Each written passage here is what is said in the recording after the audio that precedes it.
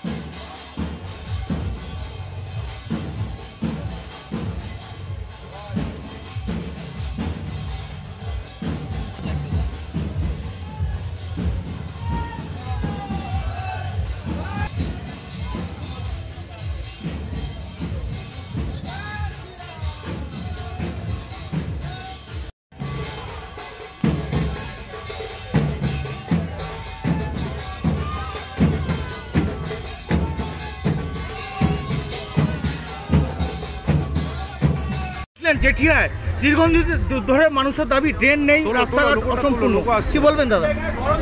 মানে আজকে রাস্তাগুলো দেখে এটাই মনে হলো নিশ্চিতভাবে রাস্তার টাকা উঠে গেছে।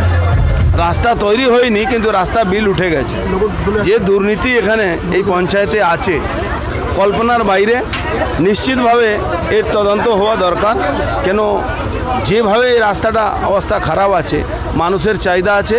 আমি আজকে তো করতে পারবো না, কিন্তু নিশ্চিতভাবে যখন সাংসদ নেক্সট বার মানে এইবার যখন সাংসদ হচ্ছি তখন ফার্স্ট কাজ যদি হবে তো এই কাজটাই হবে। নিকাশি ব্যবস্থা টোটালি ভেঙে কিছু নেই এখানে। আমি তো বললাম কি এই গ্রামে প্রথম যে এমপি ফান্ডের কাজ এখানেই হবে। দাদা রামনবমী আজকে, সে ব্যাপারে কি বলবেন? ভগবান শ্রীরাম এসছেন, 500 বছরের তপস্যা মানুষের। মোদিজি অনেক অনেক মোদিজিকে ধন্যবাদ। ভারতবর্ষে মানুষ নেই, পৃথিবীর মানুষ দিচ্ছেন। তিনি ভগবান শ্রীরামকে নিজের জায়গাতে পৌঁছে নিয়ে এসছেন। আর ভগবান রামের সবার আশীর্বাদ থাকুক।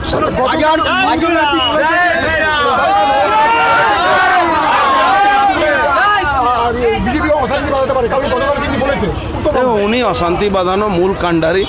উনি একজন মুখ্যমন্ত্রী হয়ে অশান্তি করান। এই অশান্তি করাতে আগামী দিন মানুষ ওনাকে ক্ষমা করবে না। হাবড়া মানুষ এবার ক্ষমা করছে না, রিসাড়া মানুষও ওনাকে ক্ষমা করবে না, ডালখোলার মানুষও ক্ষমা করবে না, না হিন্দু না মুসলমান কেউ ওনাকে ক্ষমা করবে না। আপনারা সরকারে আসলে কি সিঙ্গুরের টাকা নিয়ে আসবেন? দেখুন, ওখানকার গ্রামের মানুষ চাষি ভাইদের এটাই ডিমান্ড আছে কি ওখানে টাটা আসুক।